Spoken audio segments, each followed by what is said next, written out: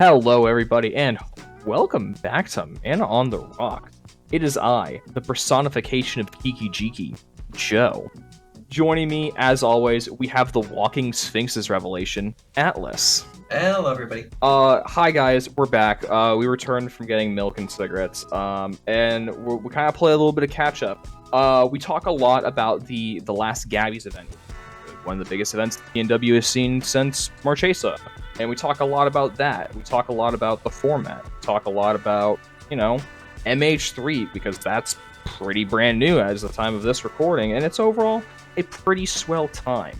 But I think what will be even more of a swell time personally, if you ask me, is these announcements. Atlas, what's coming up over on the horizon? A modern horizon. We got a couple of things coming up. The week of this episode airing, CDH6 is going to be this Saturday. Up Paul Washington, Laughing Dragon. Y'all know the drill on this one. So this event actually looks like it's going to cap. It has already. If you are interested, I would definitely check out the registration page on toptech.gg. There is a slot. Also in the doobly-doo and show notes. Yeah, and then if there is, definitely register and play with us. Next week, there's a MXP, the Modern Experience, also hosted by Laughing Dragon, in conjunction with WotC Support. And while they're there on the 22nd, that Saturday, they are also going to be hosting a CDH event for some pretty neat pricing, honestly. And that's listed on the topdeck.gg page as well for that. I would definitely recommend checking it out. Fair note to those who are interested, because this event is going to be a WotC sanctioned event, there will be no proxy. You must be playing 100% real Magic the Gathering cards. Which can be unfortunate because it deters a couple of people from playing, but hopefully if you're able to make something work, they'll show up. Get a chance to play with you there. I will be going. I don't believe that you'll be there, Joe. Is that correct? Sadly not. Life's got me working all these hours. Cannot make it to this one. Yeah, he's got a life and but I'll be there because I don't. So I will be playing at that event, and hopefully I will see you there. There'll be a couple of other people in our area as well. And then the weekend after that, it'll be the last week of June. It's going to be 29th. I'll be actually over in Ohio playing the last platinum event, or second to last platinum here, at the Cowtown Throwdown. I'm really excited about that. So if anyone from anywhere out there listens, maybe I'll get a chance to meet you. That'd be fun. And then July's looking pretty busy as well. We got some more tournaments in July. I'll be going to Visual 4 with one of our buddies. So we're going to drive down there for that. Looking forward to playing that event for sure. I think there might be one other one that... yes. There's some smaller events that are just going on both June and July. Those last couple of weekends of June, as well as over the duration of July. There's every weekend for the PNW Regional Champs Circuit. So definitely check out those events. You want to play in those and get your placements, so you can get your entry for free into the PNW Regional Championships at the end of the year. But I think 2 months out is about as far as we need to go at this point. Yeah, I think so. There's a lot of events popping off. The summertime's always crazy around here in the PNW, so chances are, you check toptech.gg, there's going to be something happening pretty much any given weekend. These are kind of like the big ones that we try and hit. But all these events, as always, they're going to be in the doobly-doo. They're going to be in the show notes, so easy access for them in case one of these sounds right up your alley or lines up perfectly with your schedule. Yeah. Speaking of lining up, I got to line up with our lucky patron this week, Rez. Shout out my man. I appreciate it, buddy. You come on down, get a drink with us. Hi, everybody. we're back. We went to get milk, and it took us a while to find our way back, but we're here now. We did come back, unlike your dad. Yes, that is true. We were better than most of the fathers out there. Yep. Yeah. Yeah, but how's it been, Atlas? Yeah, I'm saying this as if I don't talk to you basically every day. Yeah, it's good. It's been kind of busy, but you wouldn't know that because we don't talk to each other basically almost every day. No, I have no clue. I haven't seen you in however long it's been since we last recorded a session. We never see each other, and we hear whispers of each other at events, and that's about it. We definitely don't talk to each other nearly daily. Yeah, we don't drive there together. We don't talk to each other. Honestly, I barely know you. Who are you again? Why are you on my show? Why are we doing the show together? I don't know. I'm trying to figure that out. Yeah. So yeah, it's been a while. Some stuff has kind of happened kind of in CEDH. We've gone to a lot of tournaments. Kind of the main thing I want to talk about today is Gabi's had like the biggest event since Marchesa, which in the PNW, yeah. In the PNW, which is kind of ridiculous. Because leading up to it, we'd been making the announcements when we were more active, and we'll probably try and be more active now. That, you know, like, it was going to be proxy friendly. You know, we lifted our 10 proxy limit. You know, it was going to be on all the major circuits in the area and the national circuits, and blah blah blah blah. And we hit cap pretty fast. And then they raised cap, and then we damn near hit cap again. What was 96, 98 players, I think. Yeah, it was like between 94 and 98, if I recall correct. Just an absolute absurd amount of people. And I remember being upstairs, and like we were doing the player meeting, and I'm like, damn, that's a lot of people. That's kind of crazy. And then John leaned over to me. He's like, you know, this is bigger than Marchesa was, right? I'm like, this is what are you talking about? Really? He's like, yeah, and Marchesa was like 65-ish, 70-ish people. I'm like, oh, that's kind of insane. I just didn't have that like frame of reference or that scale to go off. Yeah, it's pretty wild. Just central location, allowing proxies, okay advertising, gets you there. Yeah, and I was talking to a couple of the other players. Apparently, like, there wasn't as much hype for the event that there probably could have been, and like we're already talking about like the next time we run a tournament this size, it's going to be a 2-day event, which, yeah, I can definitely understand that. So.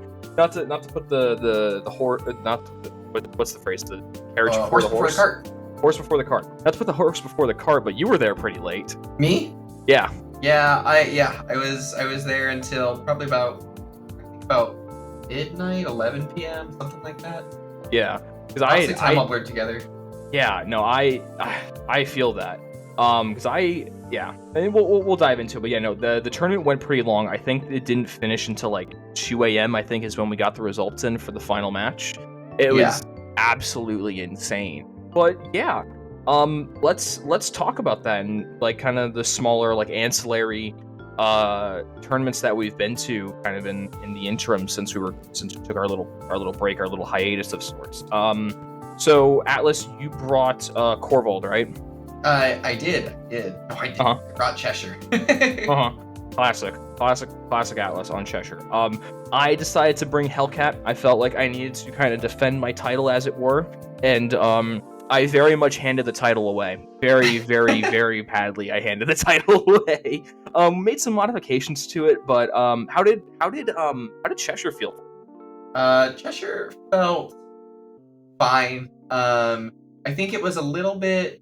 I did okay that day. I struggled a little bit in the Swiss rounds due to some unfortunate matchups. There's like multiple Systepods and things like that, or like Kinnan and like Godo or things like that. Right? Played Godo? Huh? Played Godo? Played against Godo, yeah. Wow.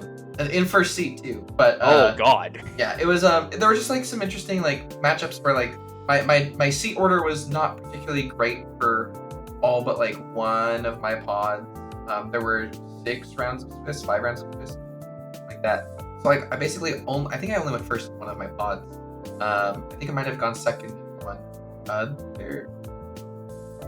Maybe one other. Anyways, basically my matchups were like a little rough just because the decks that I ended up getting potted against were lists that like don't tend to run a ton of interaction, that are like difficult to interact with. Basically, you're like facing them down with stacks pieces like Draenith Magistrate and Opposition Agent. If you can't stick those before they do the thing, then like, it can be really rough. Yeah, you're just screwed. Yeah. But aside from that, like, it was fine. I think most of my lack of success came from a couple egregious misplays that I made throughout the day. But aside from that, the Swiss rounds were fun overall. I enjoyed the people that I played with. Even if I was mad at myself, frustrated with myself for like not performing to the best of my ability. The rounds were good.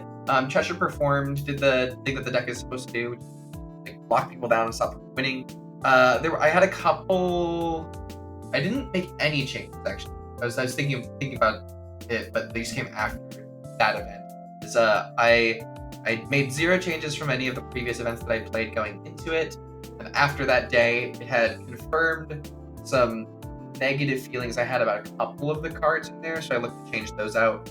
But what were the negative feelings? What were the cards? It was just cards that either weren't doing enough or just like were never resolving, ever. And those cards were Lotho and C Double, which I think is a fantastic card, and I actually saw resolved multiple times by other players throughout the day. But I was just never able to resolve it. I have never been able to resolve a copy of that card. I don't think. Oh wow! I wonder why. Ever in the history of ever.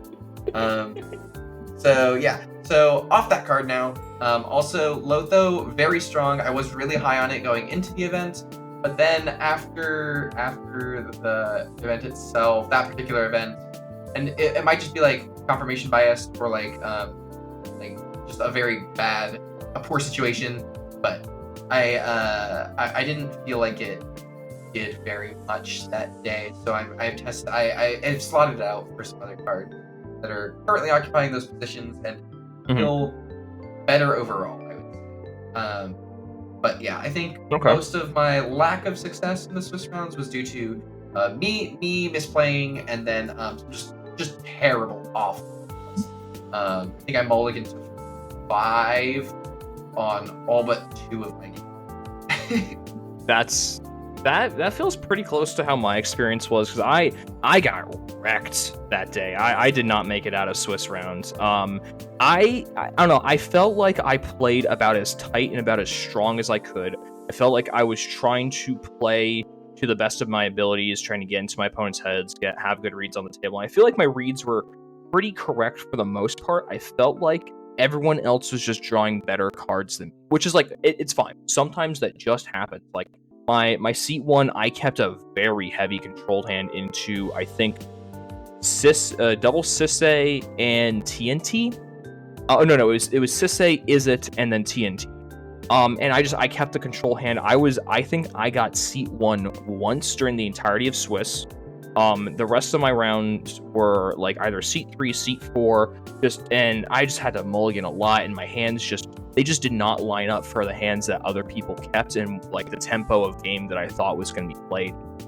So it felt like a majority of the time I was just playing from the back. And I just could not shake the feeling that I was just on the wrong game plans, and like probably not the wrong answers, but my draws were just not there at all. Any value engines I saw just didn't stick or didn't matter.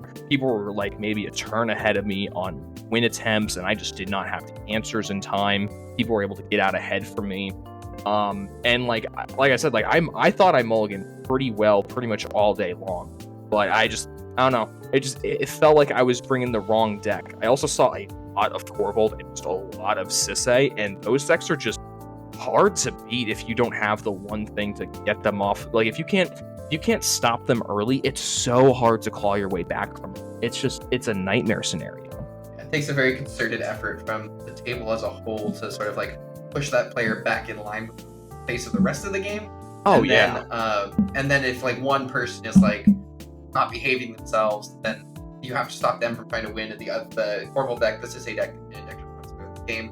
Yeah. Which is why those parasitic lists are so incredibly strong, is they just kind of sit there and do nothing and contribute nothing, and then out of the blue they just pop off and win after everyone else like been stopped or like in the middle of someone else being stopped or something like that. Because those decks rely on like a lot of activated triggered abilities. It's very difficult to interact with them in a way. Yeah, and you know,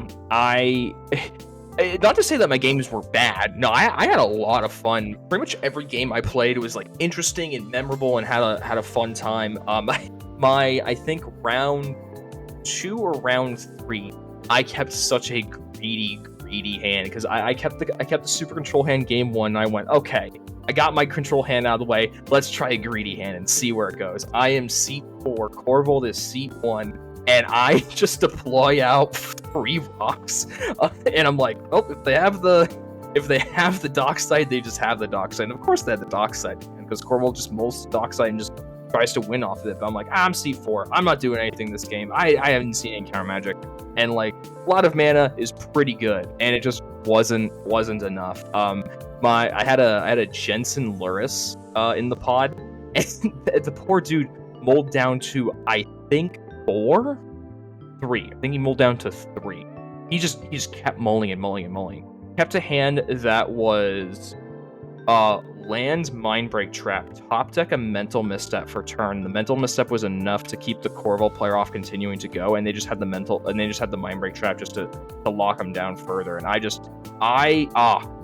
that was the one game that I felt like my draws are pretty on par. Was I had a commanding lead, I had a lot of mana, we were able to survive the Corval. The teamer Thrasios list was kind of setting up, and I saw them setting up. I'm like, okay, Corval's massive. All I need to do is just rip the Corval away. I have this Tainted Pact in hand. All I got to do is find Gilded, cast Tainted Pact, Gilded Drake off the top. I'm feeling great. I steal the Corval. I'm controlling the game. And then the teamer Thrasios player just wins at instant speed when I try and bonk them out of the game. That is very unfortunate. It's a lot of stuff like that was happening to me on that day, where it's just like, man, I just wasn't there. I feel like I missed a memo or something. Like I was just behind like the entire game, the entire day. But you know, it is what it is. I did make some last minute changes though. I figured I was anticipating slightly more grind rather than essentially fast aggression.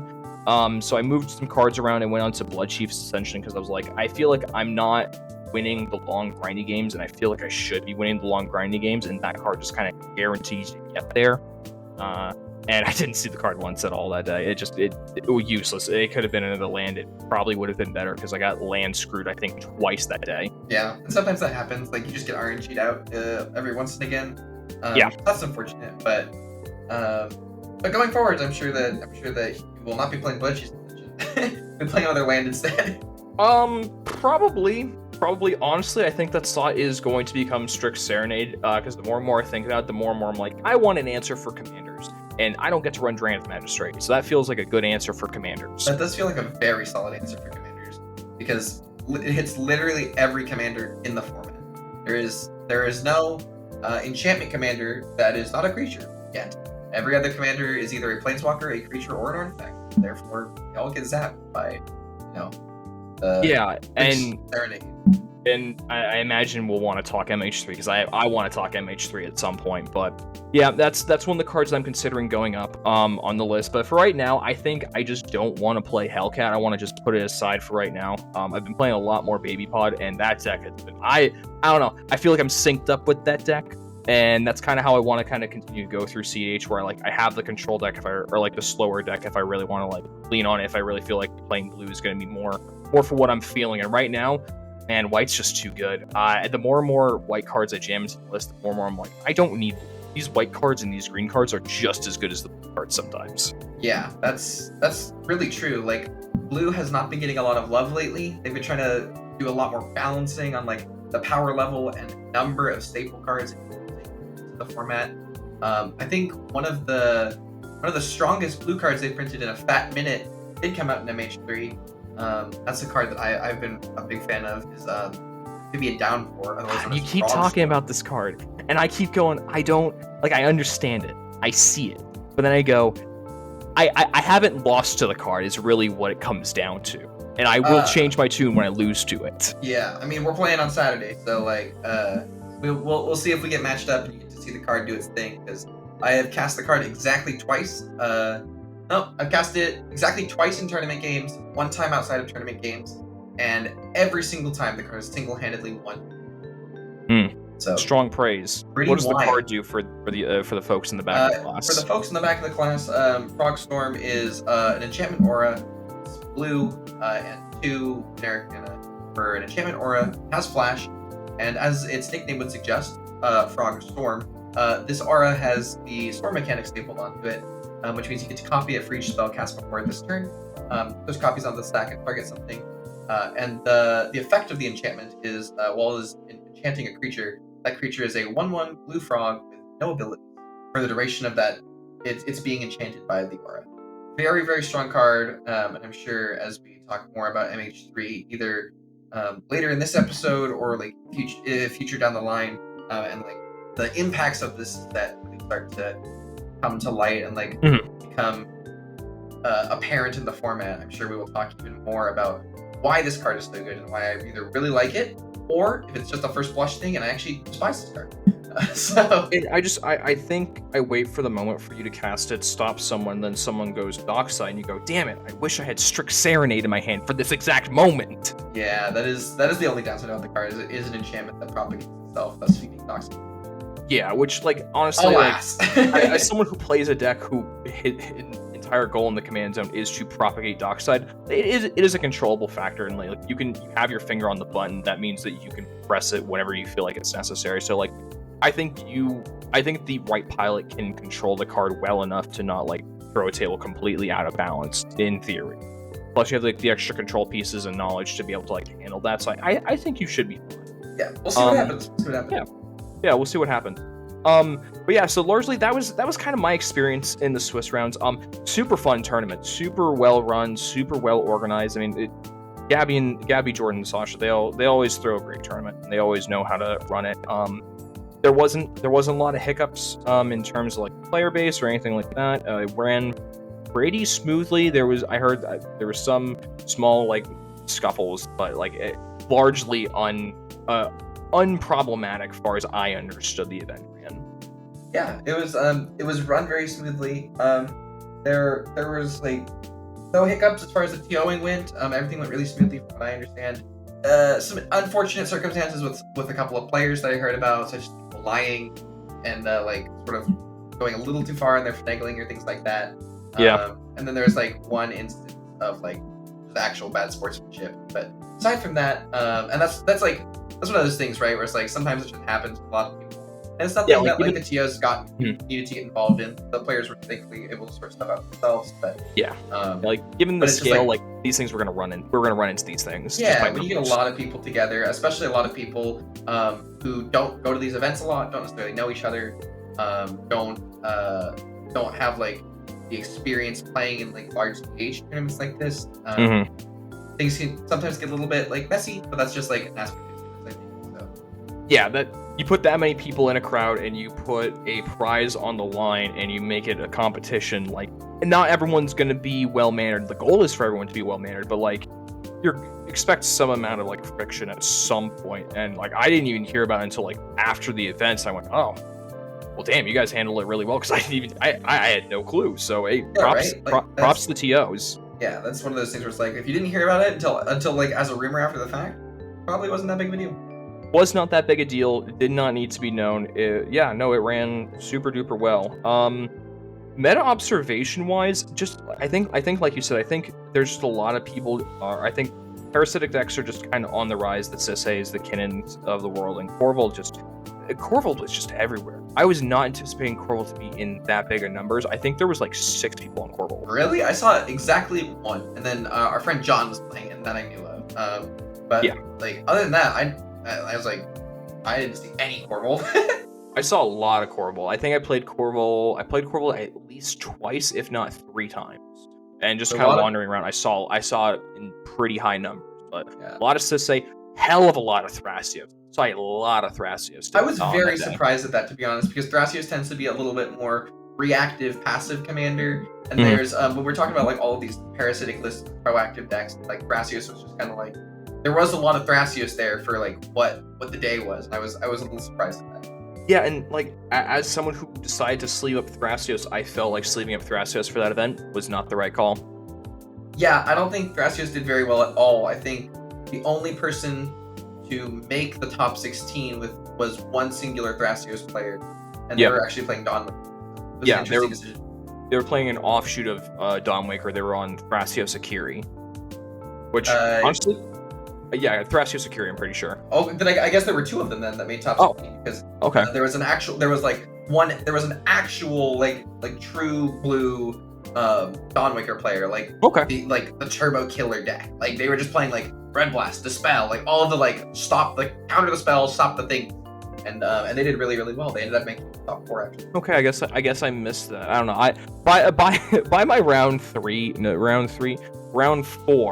I was pretty checked out because going into my round 4, I was 0-3. I was ready to drop. I was ready to eat the Denny's fish and all that stuff.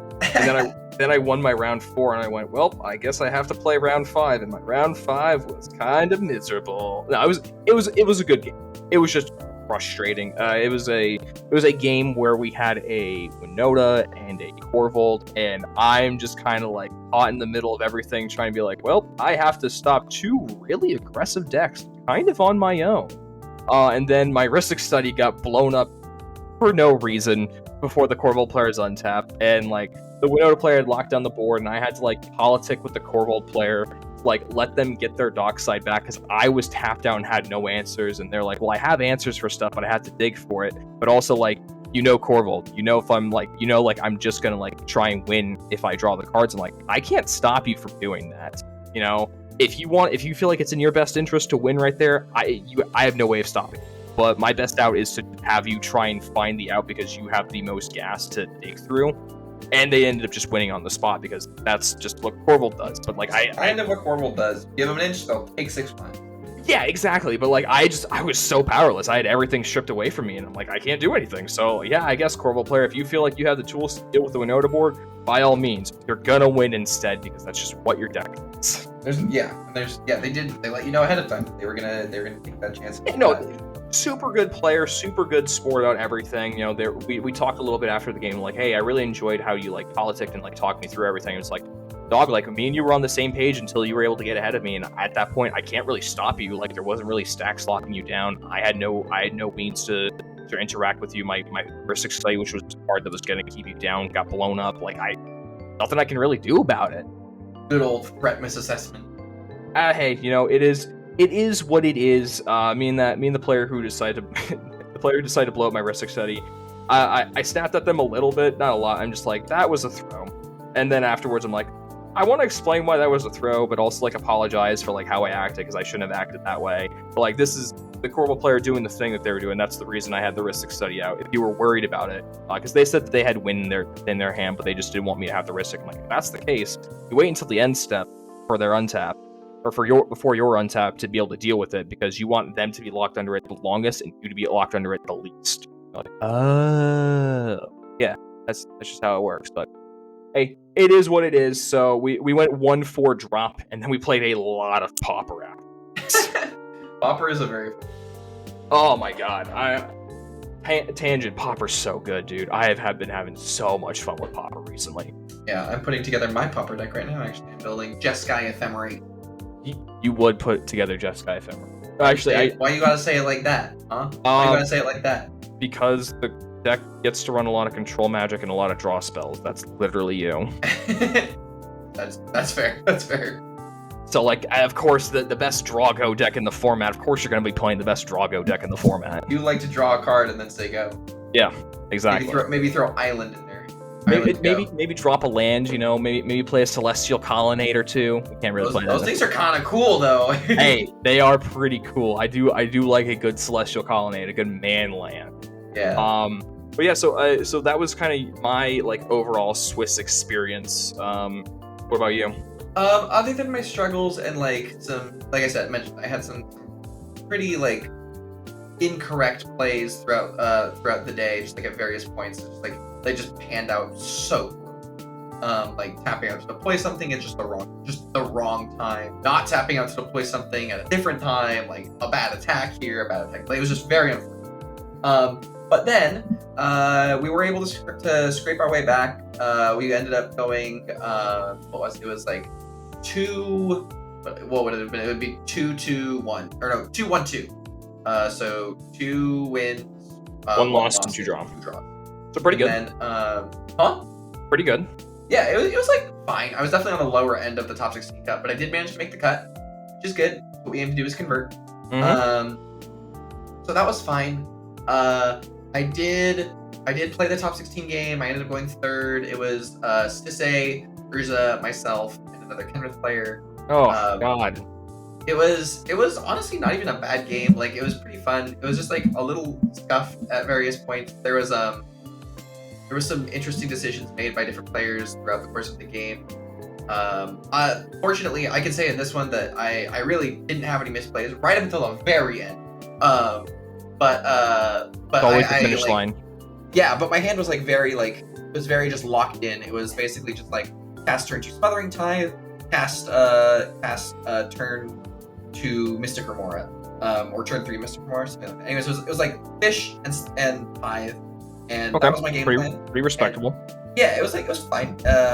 Would have been more fine had my tithe not have been force negation. And then Cedh is allowed to resolve. It was like force of negation, pitch a counter spell. It was just like that happened to me a lot today. It's like countering your spell, pitching a counter spell to do it, or like burning like a very valuable counter spell and like solidly mediocre value play. Yeah, I don't know about that one. Like it was like turn random one creature removal, maybe 2 counter spells for a force of for a smothering touch. Yeah, it was interesting. Like Cedh is first, and they're like, okay, land go. Then Urza's like land, a bunch of rocks, pass, and I was like land, and then I think like a rock or 2 and passed. Then the 4th seat Kenrith had turn 1 Draenith Magistrate. All of our commanders are locked out. Phenomenal. We love this. Cedh has been shoved to the back foot. Urza has been shoved to the back foot. Cedh goes Vampiric Tutor. Urza takes their turn and like does whatever they do. And then I think they did like deploy a Torpor or something that like just absolutely hoses my deck. Ugh. And then and the other Kenrith players list, right? So it's basically like as far as win cons, until that Torpor were to leave the battlefield. And I also don't have access to my commander.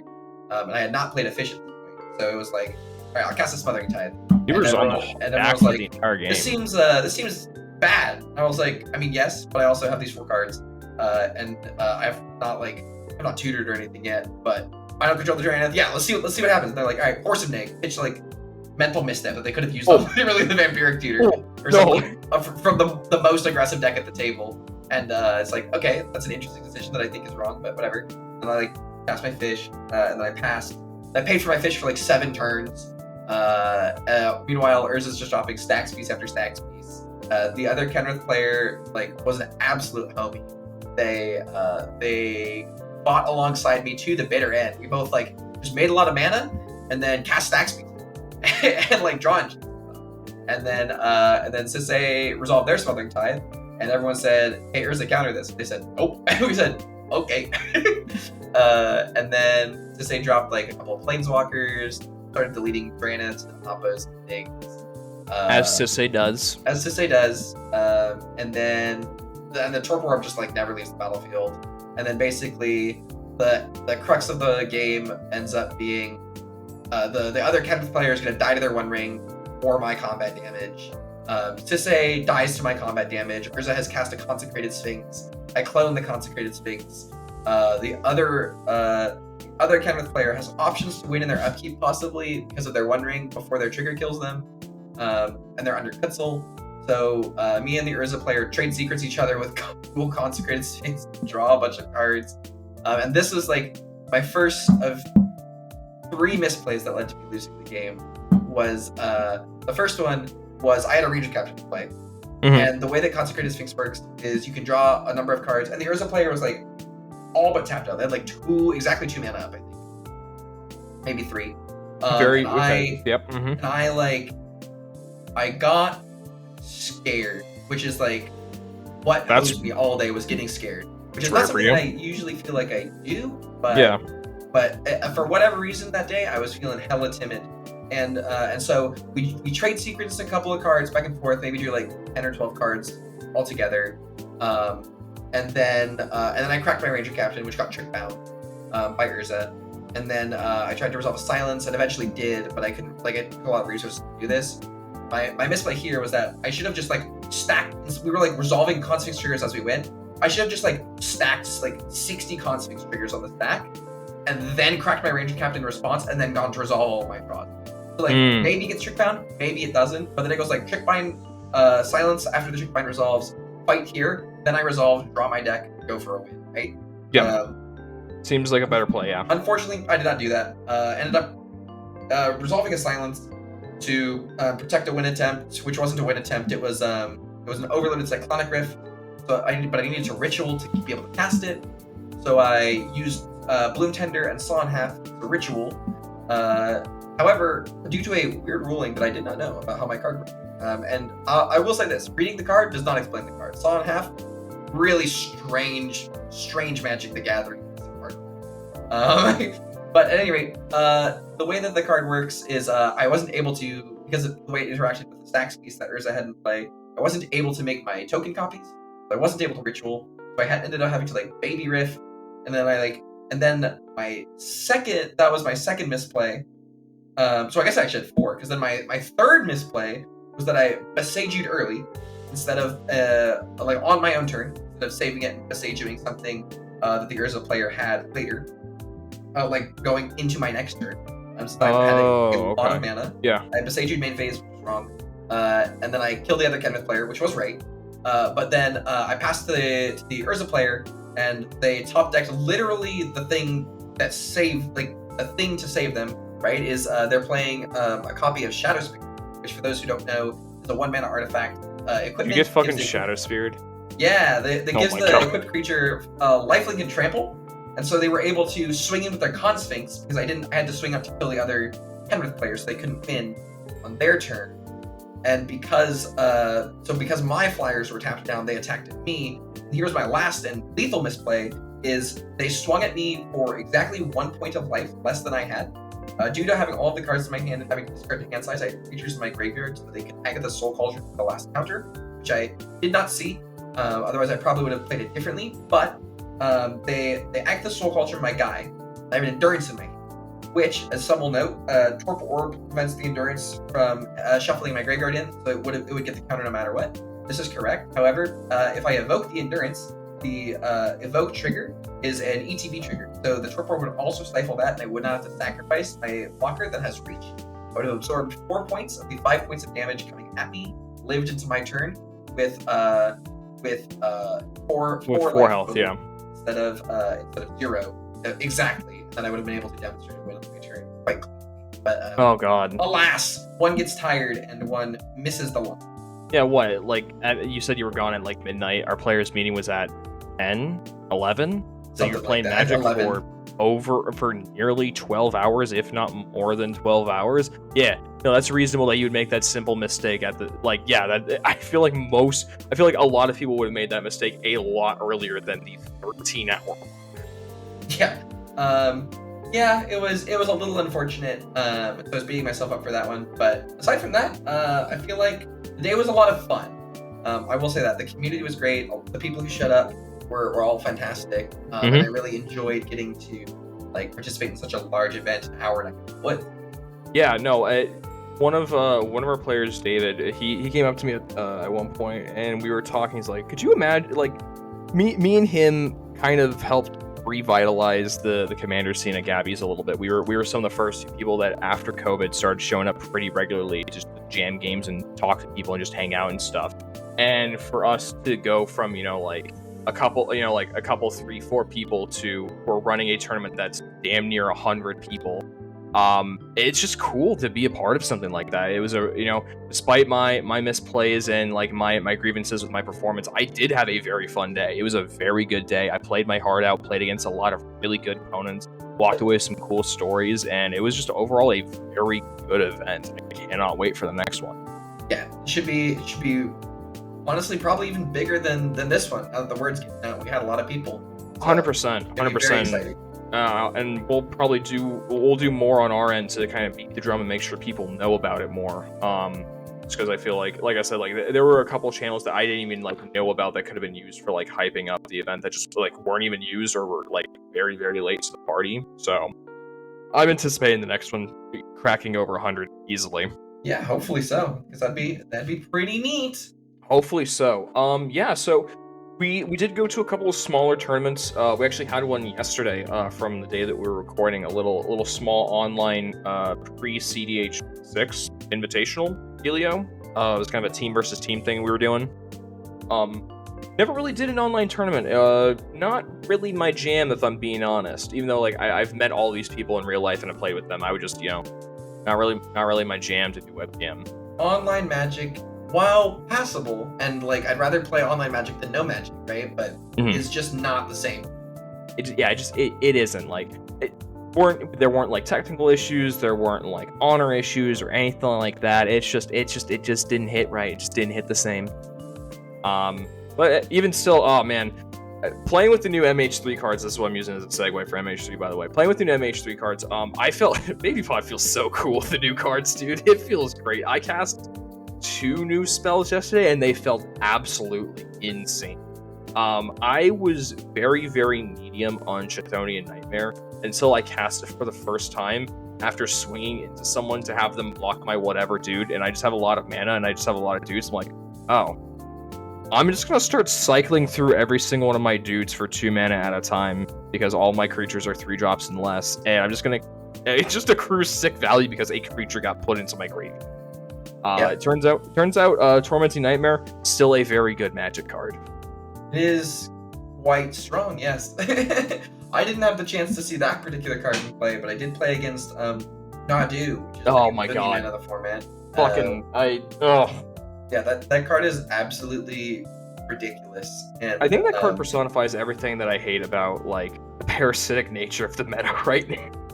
Yeah, I will say like turbo decks have their place, right? But like when every deck is just like when every player is just encouraged to just play their own game plan and not actually interact with one another and not actually play the game.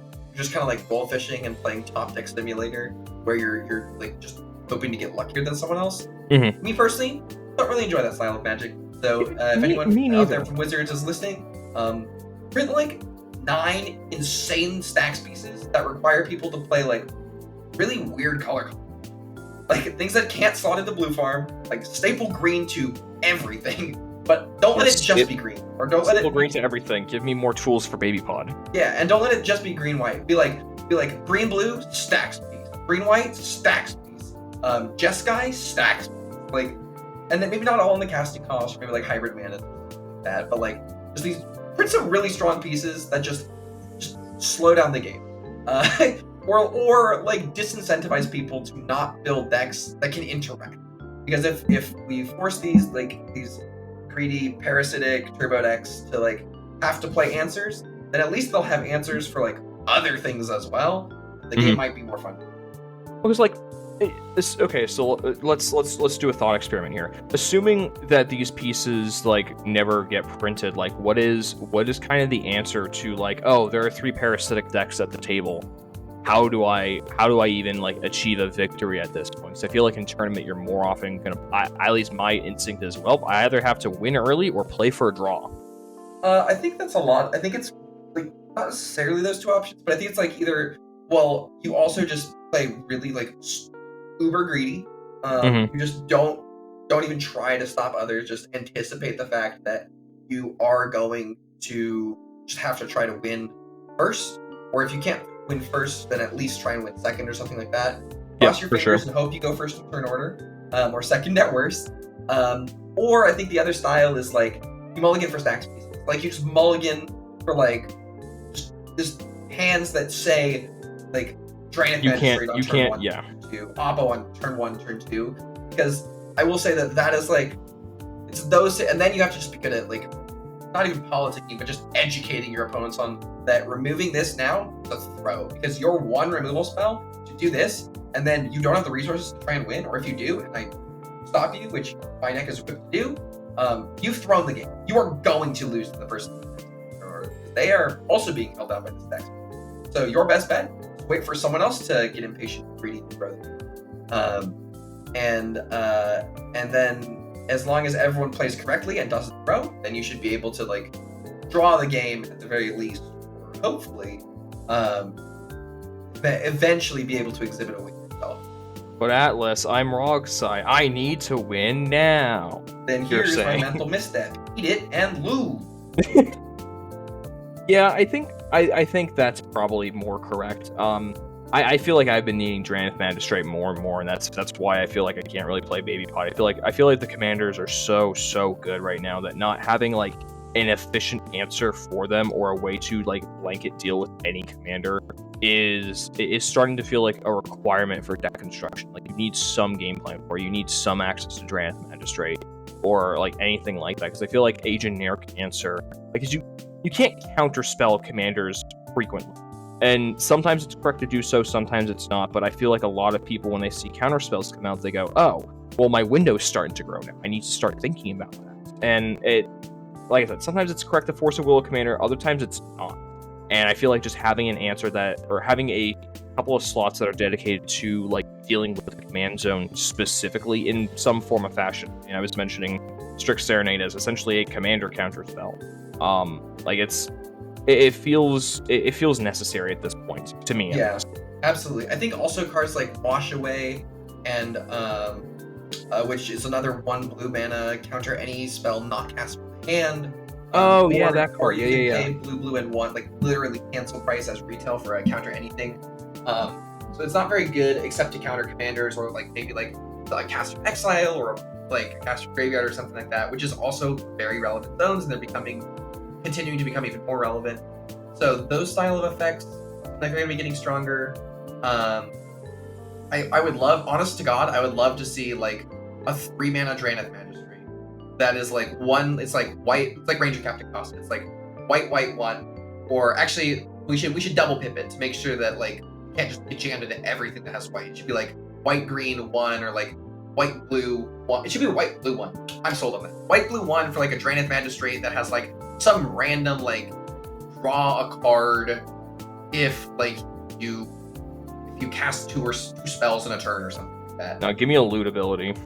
Or something, yeah, something like just kind of random, right? Where it's like 3 mana, so it's like not quite as good, but also like it rewards you a little bit more for playing it.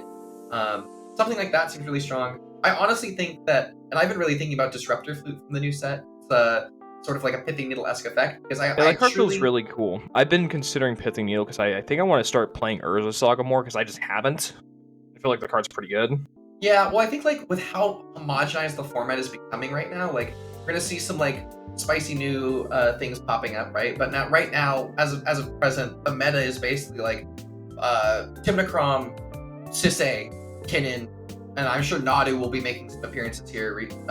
And then like another like the other like 40 to 60% of the meta is just kind of like whatever the pilots in the area feel like playing. Mm-hmm. I think Pithing Needle effects are actually kind of strong, or like Meddling Mage style effects are actually getting kind of strong. Because if everyone's playing the same commander and you have a 25% chance or greater like chance of getting potted into this set of players who are all playing, like 2 of them are playing the same commander, or even 3 of them if you're in like a 3 Sisay pod or something.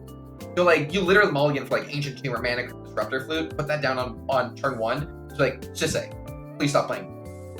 Yep. Sit down. Yeah. No, you can kind of see that already with like the clone meta. Like there's a reason why people are scared to put Docksides out there and just like pass the turn. Like rightfully so, because like if you just leave these pieces hanging, like they're just gonna get copied. They're just gonna get stolen.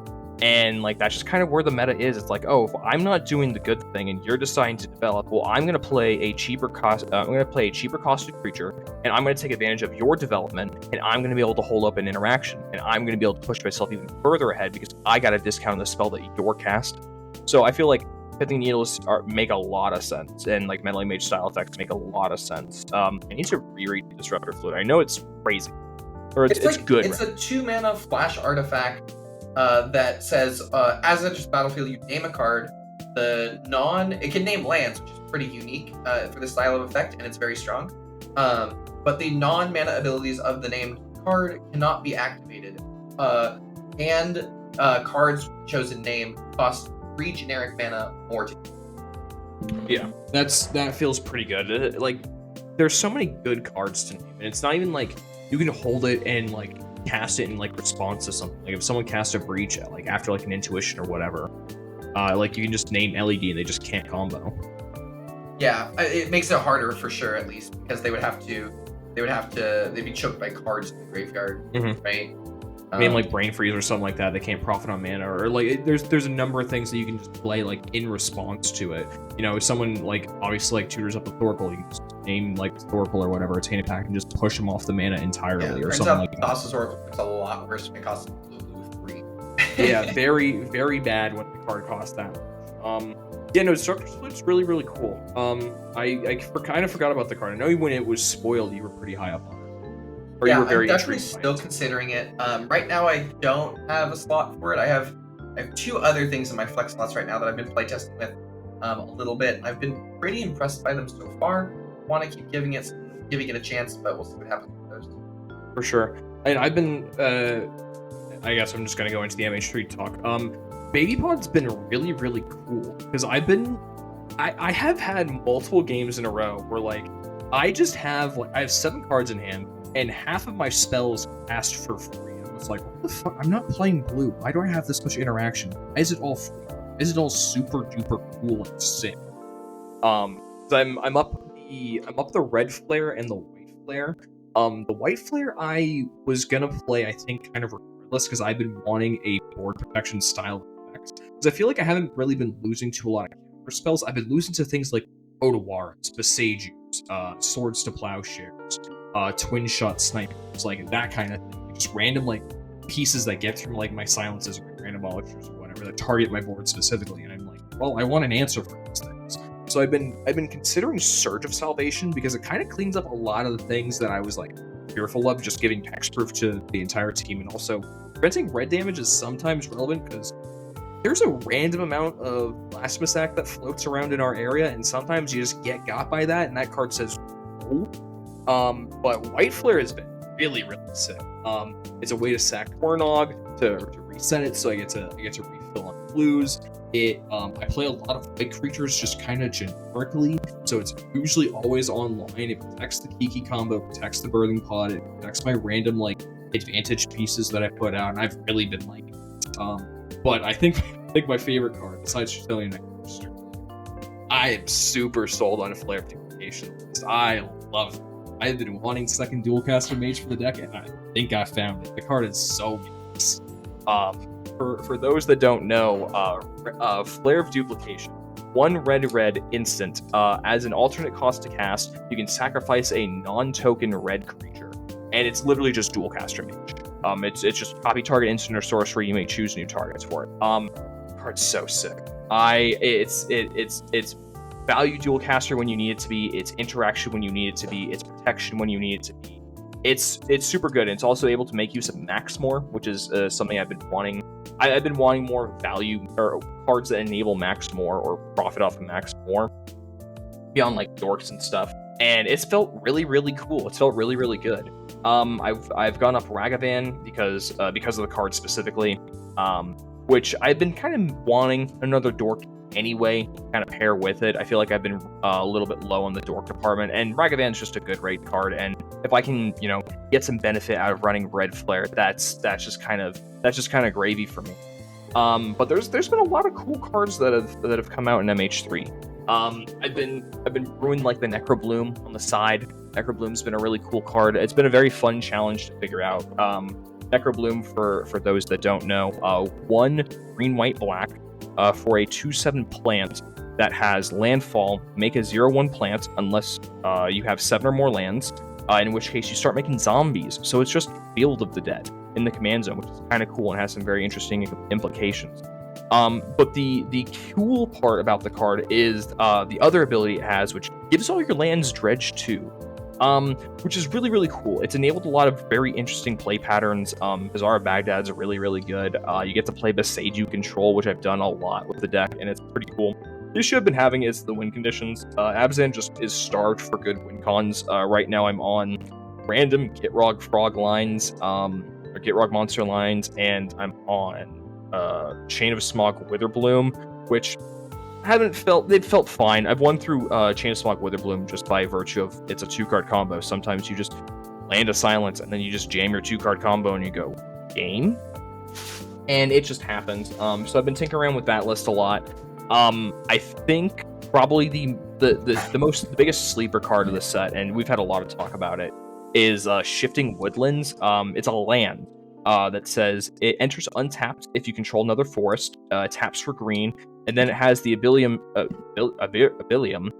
It has the ability Delirium for 2 green. Doesn't require it to be tapped, but Delirium for 2 green. It becomes a copy of a permanent in your graveyard, which is kind of disgusting. It's just a really good way for you to essentially rebuy your win attempt or rebuy your value play or rebuy anything really, and also it pays for itself because it doesn't require a tap ability. You can just pay green into it and it taps for green. It's just nuts. It's a cool card. I play with it a lot, and every single time I have it out, I'm like, yeah, I feel like I can safely like go for my win attempts and just like have this as a backup in case I get blown out. I can just like rebuild or like reattempt from there.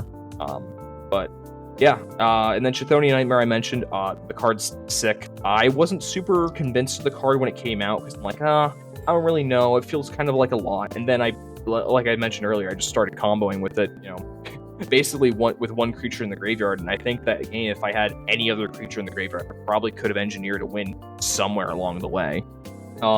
But yeah, so that's all the cool MH3 cards that I've been tinkering with, I've been toying with. You've talked about Frogstorm and Flute. What are the other cards that you've been kind of tinkering around with or kind of caught your eye? For me, it was definitely Talongate and then Shifting Woodlands was there as well. Mm-hmm. But I think Shifting Woodlands didn't really have a place in my deck. I think it's definitely like more proactive, like you mentioned. Like it's for rebuying those win attempts. It's for making that true intuition tile in a color that doesn't have speed circulation or something. Yeah, like that's huge. Yeah. So that card is just like kind of crazy, like you mentioned. The fact that it doesn't require tap is insane. It's insane. Just because like it's a green activation, but that land taps for green, so it's really just green 2 as far as I'm concerned to activate that card. It's green 2 tap, which is a ridiculously cheap rate for that effect. And then Talongate is just like we've said before, like second Odawara, really. Mm-hmm. The card's great. I have been wanting to play it because I'm on a lot of crop rot packages these days. But I just, man, cutting lands is hard, or changing lands is hard. Yeah, changing lands is really challenging, but just like the fact that it phases the card, right? Like it literally cannot come back before the controller's beginning of their next turn. It's phenomenal. I will say the one downside to the card is also its greatest strength, right? Is like you put it into play to phase someone else's Grand Demolisher. It's like, great, we blew them out, we can stop them here, but then if they have it still on their next go, you don't get a second. You don't get a That's it. Like, yeah, you're just kind of gone again. Yeah, you can that Abolisher comes back and it's unresponsive. Yeah, like you can't stop it. You got another Odawara, you got another like cycle card that gets through it. Nah. Yeah, no, Talengates is crazy. Yep, card is wild. But other than that, not too much caught my eye. I think, like you said, also the Flare cycle is neat. Flare of Duplication and Flare of Denial, both cool. Both things that do not have spots in my deck, but I've seen some good effect already. I do think the White Flare is actually the coolest one. Not even because it's like really strong, but just like it sacks Arena Rector. It just sacks Arena Rector, which is wild. I'm back on the card. I'm back on Arena Rector specifically because one, I've been needing a 4-drop human, but also it sacks Arena Rector. It gets Vivian on the battlefield. It wins the game. Yep, for free at instant speed. Like you can do it going into your turn if you need to for some reason. Someone casts, you're sitting on it waiting, and someone casts an off, and you're like, because they're like, oh, they have no way to sack, and you go in response, sack the Rector to the Flare. Mm-hmm. It doesn't even target, just does the thing. Yep. And the way the stack works, it's kind of interesting. The Vivian hits the battlefield before the Flare resolves, so you do get to protect it in case someone can like bounce the Vivian for whatever reason. That's not the point that you interact with, but it does technically matter sometimes. Yeah, it is. It's kind of interesting for sure. I'm trying to think. There's nothing else particularly neat. Chthonian Nightmares, obviously, everyone's really hyped about that card. I think it is an incredibly strong piece for more proactive lists. I am more reactive. Passive style of play, card seems really medium, especially when you can't reanimate something large. It can only take small things unless you have other ways of building up energy. The new Drake is like fine. I think old Gilded Drake is still better. 100%. But it gives you a budget out, or it gives you a budget Drake, which is cool enough in my book. Yeah, or a second effect for like Esper list. If you really want a second title that effect or something, which is strong. I do like that it can sack the creature. It's kind of neat. Kind of weird. You can like steal someone else's Arena Rector with it and then get the trigger for yourself. Kind of cool. Mm-hmm. That's pretty rad. Anything else particularly stood out to me? There's some commanders. 6 is alright.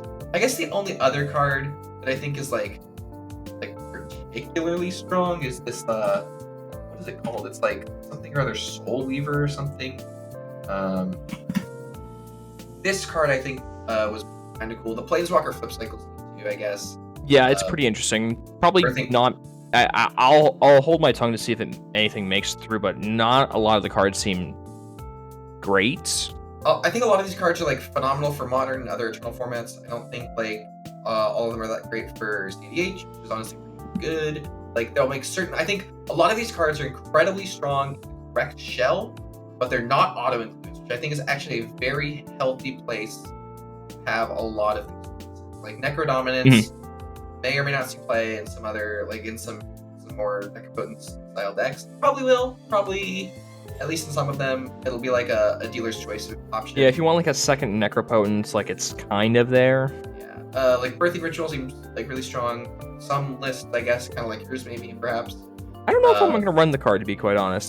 Because you don't have control over it, and I don't really like that. Yeah, it's pretty RNG based, but it is like a tutor that gets around tutors, I guess, kind of ish. Sort of, yeah. Take your time is really kind of how I'm imagining it. Yeah. Eladamri, Eladamri seems pretty cool for mono green. Cool. Yeah, it seems strong for mono green, like Deva or Yisan. Good. Other than that, I think Flare of Malice is also really strong. We neglected to mention the black one, I think, but it's the sacrifice one, right?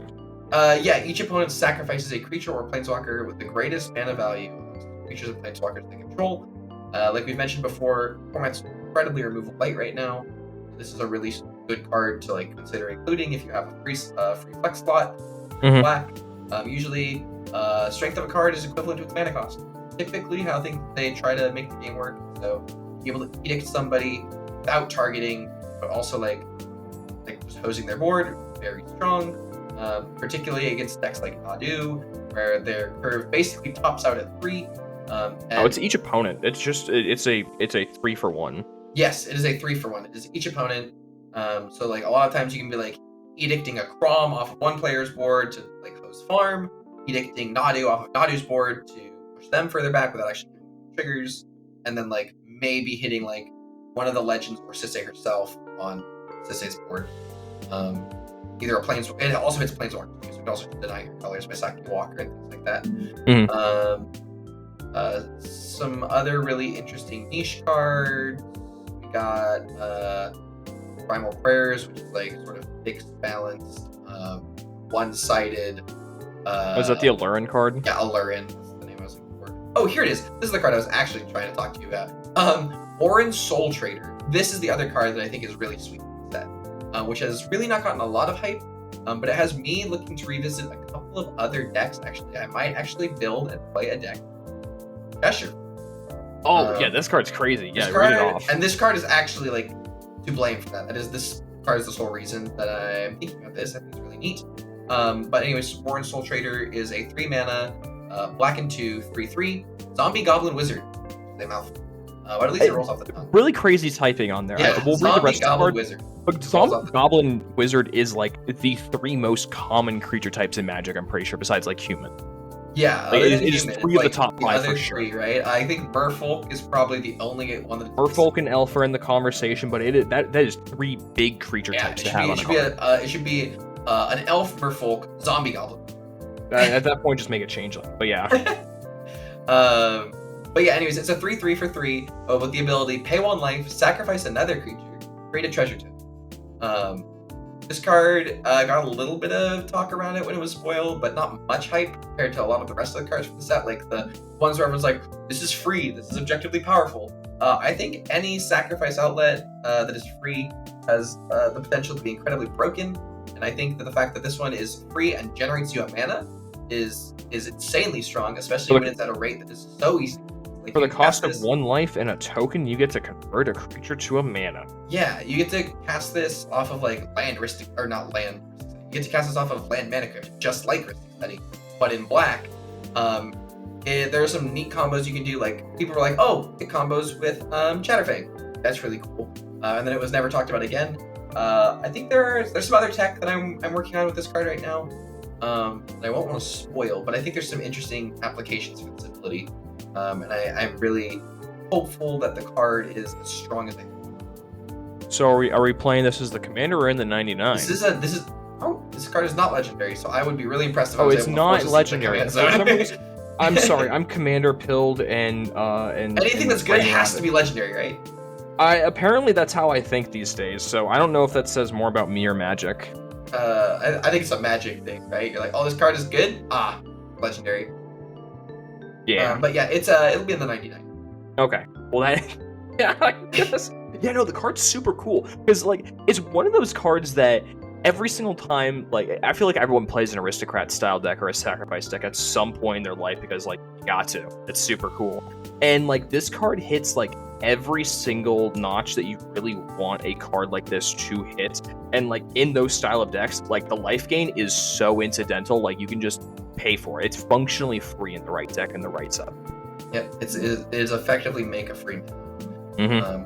I have a little bit of a package going on that sort of like turns this into a channel style effect. So I'm pretty excited about that. Ooh. Yeah, got some interesting things. Yeah. I mean that's all I got for like MH3 stuff and kind of in general. Personally, I've kind of word vomited into the ether enough.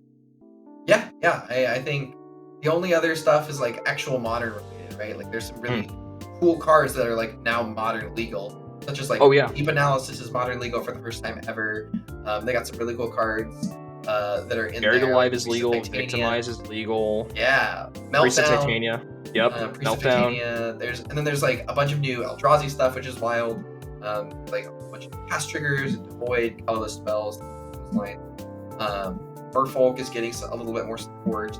Energy is back in a very big way. I think they finally figured out what they want to use energy for, and that's to reskin every reserved list card, basically.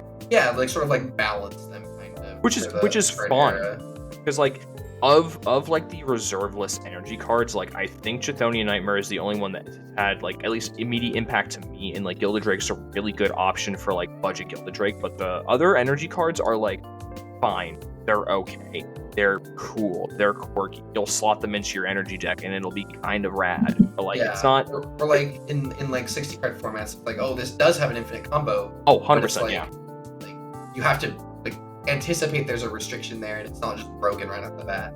Yeah, and thankfully when they printed the energy mechanic, they printed in the hard counters into the same set, so like it can't really run rampant, like the knobs are there to deal with it.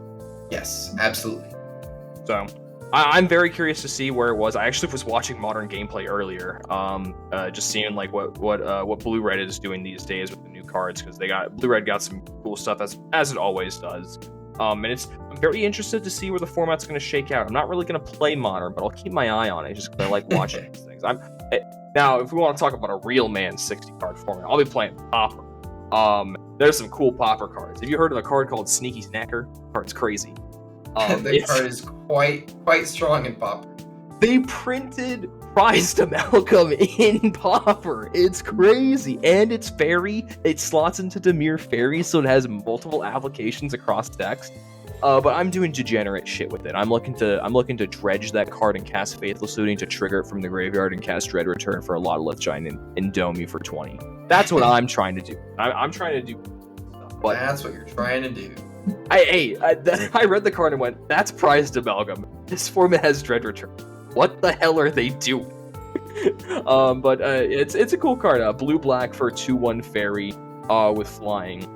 And it has the ability, when you draw your third card during a turn, it returns from the graveyard to the battlefield tapped, which has like a myriad of different applications across the format. But yeah, no, the sets, I think I'm generally pleased with the set and whelmed with it. I don't think it's going to have like the same like overarching impact and like deterioration to some degree that I think Modern Horizons 2 had. It's very powerful. Do not get me wrong. There is power dripping from every single one of those cards. But it doesn't... I think the energy mechanic has done a lot to kind of curb my like anger and fear that could arise from the set. And there's a lot of fun things, like the colorless, the devoid colored Eldrazi's. Like I love that shit. I think that's so cool. All of the like one-ofs are really interesting. The cycles are really cool. It's just, I think it's an overall very well designed set, and I'm very curious to see how it matures. Yeah, absolutely. Yeah. All right. Well, speaking of maturing, I think I've matured to the end of this episode. What about you? I think I'm ready to call it a day. Excellent. Well, I want to thank you all for joining us. Sorry about the gap. We'll do a bit better on that, but I feel like we needed some time to kind of reassess and refill the tanks, as it were. But hey, if you made it this far, I appreciate you. Thank you for listening, and we'll catch you next time.